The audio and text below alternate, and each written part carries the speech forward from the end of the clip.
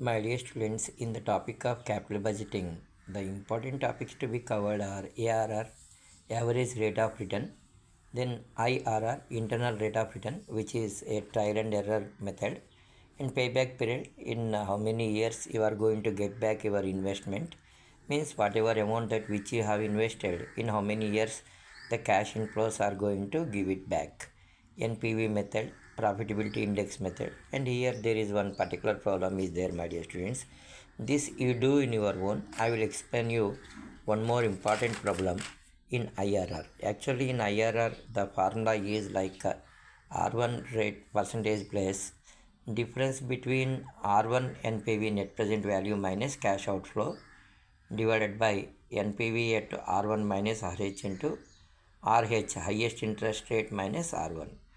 NPV of cash inflow is the cost actually.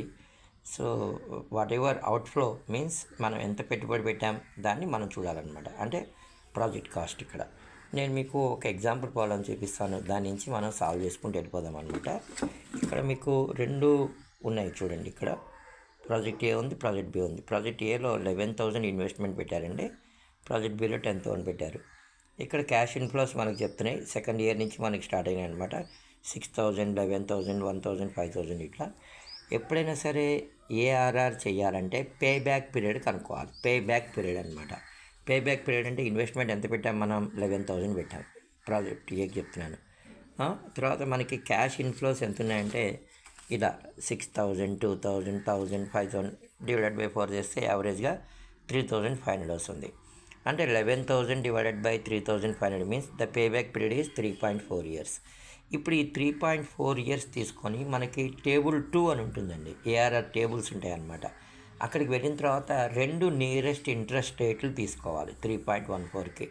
For example ఒకటి 10%, ఒకటి 12% ఉందనుకోండి. అలా ఉన్నప్పుడు మనం ఏం చేయాలంటే ఒక టేబుల్ తయారు చేసుకోవాలి. ఇయర్ ఓకే, క్యాష్ ఇన్ఫ్లో చూడండి. ఇక్కడ ఎన్పివి 10%, ఒక రేట్ నేను 10% తీసుకున్నాను.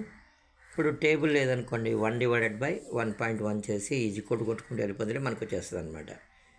ఏది ఈ వాల్యూస్ ఇవి మల్టిప్లై చేస్తే 10% దగ్గర మనకి రిటర్న్ 11,272 ఉంది.